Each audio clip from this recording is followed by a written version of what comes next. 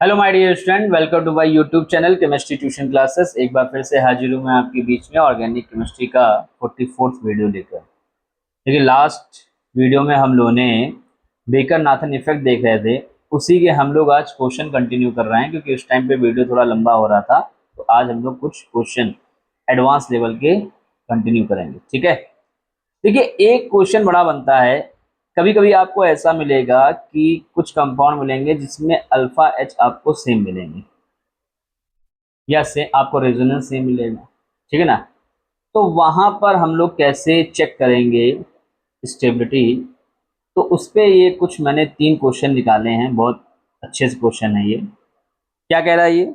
जैसे मान लीजिए कहीं पर डबल बॉन्डेड कंपाउंड है, तो डबल बॉन्डेड कंपाउंड जो होते हैं वो 3 टाइप के होते हैं।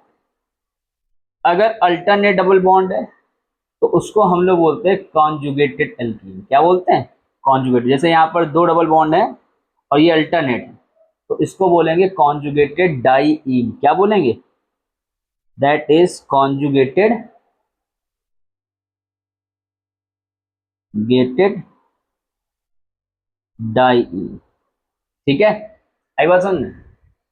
और जब डबल बॉन्ड अल्टरनेट पोजीशन पे ना हो, मतलब गैप थोड़ा लंबा आ जाए या 2 सिग्मा बॉन्ड आ जाए उनके बीच में, ठीक है, तो उसको हम लोग बोलते हैं आइसोलेटेड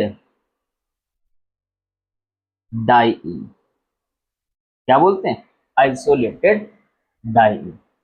और अगर जब 2 डबल बॉन्ड साथ में आ जाए, मतलब एडजेशन, बिल्कुल एडजेशन पोजीशन पे, तो उसको हम लोग बोलते हैं कॉमुलेटिव कॉमुलेटिव डाईईन। ये आपको पोजीशन ध्यान रखनी है। डबल बॉन्ड अगर क्या है, अल्टरनेट है, तो दैट इज कॉन्जुगेटेड सिस्टम बन गया, वो कॉन्जुगेटेड डाईईन हो गया। 2 डबल बॉन्ड के बीच में 2 सिग्मा बॉन्ड आ गए, दैट इज आइसोलेटेड डाईईन हो गया। और जब 2 डबल बॉन्ड बिल्कुल एडजेसेंट पोजीशन पर आ गए, तो वो हो गया आपका कॉमुलेटिव डाईईन। अगर इन तीनों में हम स्टेबिलिटी की बात करें तो आप देखेंगे कॉन्जुगेटेड डाईईन की स्टेबिलिटी सबसे ज्यादा है, इसके बाद आइसोलेटेड की, और सबसे कम जो स्टेबिलिटी होती है वो कॉमुलेटिव की है। ये आपको एक कॉन्सेप्ट है जो आपको याद रखना है, ठीक है। आई बात समझ? क्यों? ये दोनों कॉन्सेप्ट आपको समझ में आ रहा होगा। भाई यहाँ पर अगर हम अल्फा एच देखें तो यहाँ पर 3 अल्फा एच, जबकि यहाँ पर 2 अल्फा एच, ठीक है, और प्लस रेजोनेंस भी है। यहाँ पर आपको क्या देखने को मिलेगा? तो यहाँ पर आपको रेजोनेंस प्लस 3 अल्फा एच आपको देखने को मिलेंगे, इसलिए ये सबसे ज्यादा स्टेबल है। यहाँ पर आपको रेजोनेंस, ना ही रेजोनेंस मिलेगा, और यहाँ पर 2 अल्फा एच आपको देखने को मिलेंगे, तो इसलिए इससे कम है। यहां पर भी 2 अल्फा एच है, लेकिन जो कॉमुलेटिव होता है वो अनस्टेबल होता है। ये सिस्टम क्या होता है? अनस्टेबल होता है, इसलिए इसकी स्टेबिलिटी सबसे कम होती है, ठीक। आई बात सुनो। अब इसी कॉन्सेप्ट पर बेस मैंने एक आपको क्वेश्चन निकाला है। अगर मैं यहां पर बात करूं तो ये क्या है? कॉन्जुगेटेड है, ये भी कॉन्जुगेटेड। अब इनमें अगर स्टेबिलिटी की बात करें तो क्या होगा, बताइए। तो सबसे पहले हम लोग क्या करेंगे, यानी कॉन्जुगेटेड डाईईन है, ये भी कॉन्जुगेटेड डाईईन है, यानी रेजोनेंस इसमें भी होगा, रेजोनेंस आपका इसमें भी होगा, ठीक है। और रेजोनेटिंग स्ट्रक्चर अगर हम कंपेयर करें तो इसमें रेजोनेटिंग स्ट्रक्चर भी क्या होंगे? सेम होंगे। इसमें भी 2 रेजोनेटिंग स्ट्रक्चर होंगे, इसके भी 2 रेजोनेटिंग स्ट्रक्चर होंगे, यानी दोनों में सेम रेजोनेंस हमें देखने को मिल रहा है। लेकिन अगर हम अल्फा एच की बात करें तो यहां पर 2 अल्फा एच है। क्या है यहाँ पर? 2 अल्फा एच। और यहां पर अगर हम बात करें तो 3 और 3 6, यानी एक ये अल्फा कार्बन हो गया, एक ये अल्फा कार्बन हो गया, और दोनों में 3 3 हाइड्रोजन, यानी यहां पर 6 अल्फा एच हो गए। तो यहां पर रेजोनेंस के साथ साथ 6 अल्फा एच है, और यहां पर रेजोनेंस के साथ साथ 2 अल्फा एच है, तो इसलिए स्टेबिलिटी किसकी ज्यादा होगी? इसकी। आई बात समझ में? नहीं आया? चलिए, वेरी गुड। आगे आइए, इनमें बात कर लेते हैं। देखिए, कॉन्जुगेटेड है, पाई सिग्मा पाई, तो यानी ये कॉन्जुगेटेड डाइईन हो गया। पाई सिग्मा पाई ये भी कॉन्जुगेटेड हो गया। ठीक है, ये आपका दो पाई के बीच में दो सिग्मा बॉन्ड आ रहे हैं, इसका मतलब ये आइसोलेटेड हो गया। और दो पाई के बीच में क्या आ रहे हैं, दो सिग्मा आ रहे हैं, ये भी आइसोलेटेड हो गया। यानी ये दोनों क्या हैं, कॉन्जुगेटेड सिस्टम है, डाइईन है, और ये दोनों आइसोलेटेड डाइईन।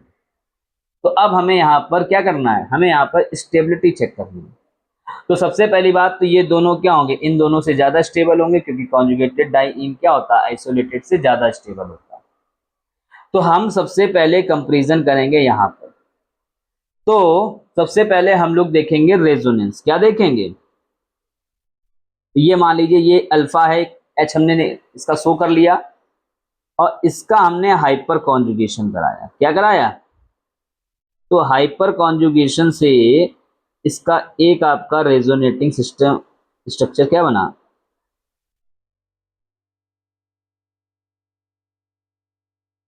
ये। ठीक, एक दो ऐसे, फिर यहां पे ये चला गया, ये।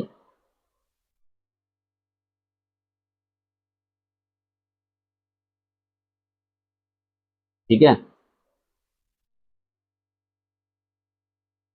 ये यानी इसके तीन आर एस, क्या हो गए, तीन आर एस, यानी इसके थ्री रेजोनेटिंग स्ट्रक्चर हो गए।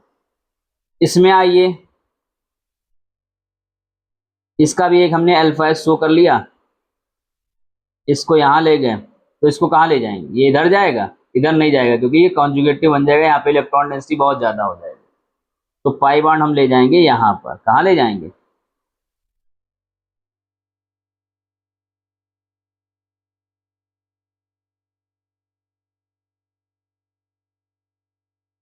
ठीक।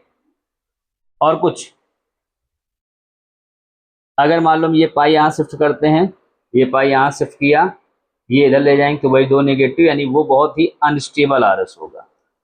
तो इसका मतलब भाई देखिए, अगर मान लीजिए हमने पाई इलेक्ट्रॉन यहाँ शिफ्ट किए, ठीक है, ये इधर चला जाएगा, क्योंकि इधर तो इलेक्ट्रॉन डेंसिटी है, दो नेगेटिव आ जाएंगे, वो बहुत अनस्टेबल आरएस होगा। तो कुल मिला के कहने का मतलब ये है कि इसके टू आरएस स्ट्रक्चर बने, आरएस बने, रेजोनेटिंग स्ट्रक्चर। ठीक है, इसके तीन आरएस, इसके दो आरएस, ये कॉन्जुगेटेड सिस्टम है नहीं, तो इसमें रेजोनेटिंग स्ट्रक्चर बनेंगे नहीं। अब इसका मतलब थ्री आरएस हो गया, क्या हो गया, थ्री आरएस, टू आरएस, तो स्टेबल कौन ज्यादा हो गया, हाँ अल्फा एच। एक बार जरा हम काउंट कर लेते हैं, ये हो गया, इस पे एक अल्फा कार्बन ये हो गया, अल्फा कार्बन एक ये हो गया, अल्फा कार्बन एक ये हो गया, तीन दो पांच दो सात, यानी इसमें three R S plus seven alpha carbon. इसमें आइए, एक ये अल्फा हो गया, एक ये अल्फा हो गया, एक ये अल्फा हो गया, यानी इसमें भी सेवन क्या हो गए, अल्फा हाइड्रोजन हो गए। ठीक है, लेकिन सेवन अल्फा के साथ साथ यहां पर क्या है, दो रेजोनेटिंग स्ट्रक्चर है, और यहां पर तीन रेजोनेटिंग स्ट्रक्चर है, इसलिए इसकी स्टेबिलिटी इससे क्या होगी, ज्यादा होगी। ये बहुत इंपॉर्टेंट क्वेश्चन है, ये पूछा जा चुका है कई कॉम्पिटिटिव एग्जाम में। दोनों में बच्चा क्या करता है, तुरंत हाइड्रोजन काउंट करता है, क्योंकि सेम सिस्टम समझ लेता है कि ये भी रेजोनेंस में, ये भी रेजोनेंस में, तुरंत अल्फा हाइड्रोजन काउंट किए, तो पता चला कि इसके दोनों के अल्फा सेम है। अब क्या करें, तो वहां पर आपको ये सिस्टम अपनाना पड़ेगा, आपको रेजोनेंस भी देखना पड़ेगा। तो जिसके रेजोनेटिंग स्ट्रक्चर ज्यादा होंगे वो क्या होगा, ज्यादा स्टेबल होगा, यानी वन टू, इन दोनों में ये ज्यादा स्टेबल हो गया। अब इन दोनों की बात कर लें तो क्या होगा, तो यहाँ पर रेजोनेंस तो होगा नहीं, तो हमें यहाँ पर क्या देखना पड़ेगा, हाइपर कॉन्जुगेशन देखना पड़ेगा, यानी अल्फा एच काउंट करने पड़ेंगे। तो अगर मैं देखूं तो ये अल्फा हो गया, एक ये अल्फा हो गया, और एक ये अल्फा हो गया। यहां पर आ जाओ तो ये अल्फा हो गया और ये अल्फा हो गया, यानी यहाँ पर तीन दो पांच दो सात, यानी यहाँ पर भी सेवन अल्फा एच है, जबकि यहाँ पर दो और एक तीन, यानी तीन अल्फा एच है। तो इन दोनों में कौन ज्यादा स्टेबल होगा, ये। ठीक है, और बाकी ये दोनों तो मान लो स्टेबल होंगे ही, तो ये वाला ऑर्डर आपको इसमें मिल जाएगा, वन टू थ्री फोर। ठीक है, तीन alpha H, 3RS plus 7 alpha H, 2RS plus 7 alpha H, only 7 alpha H and 3 alpha H। तो हमने आपको बताया था क्या देखेंगे ऐसे केस में, R सबसे पहले रेजोनेंस, फिर हाइपर कॉन्जुगेशन और फिर इंडक्टिव। ये ऑर्डर आपको ध्यान रखना है, ठीक है। सबसे पहले रेजोनेंस देखा जाएगा, उसके बाद में हाइपर कॉन्जुगेशन और फिर इंडक्टिव। तो ये मैंने आपको बेकर नाथन इफेक्ट से रिलेटेड जितने कॉन्सेप्ट बनते थे वो मैंने आपको सब बता दिए हैं। और यहां से अब हमारा जीओसी वाला पोर्शन खत्म कर रहे हैं। अब हम लोग रिएक्शन और उनकी मैकेनिज्म की तरफ क्या करेंगे, मूव करेंगे, ठीक है। तो नेक्स्ट वीडियो से हम लोग टाइप्स ऑफ ऑर्गेनिक रिएक्शन देखेंगे, उनकी मैकेनिज्म देखेंगे, फिर उसके बाद चैप्टर पे हम लोग एल्केन, एल्काइन वगैरह में क्या करेंगे, शिफ्ट करेंगे, ठीक है।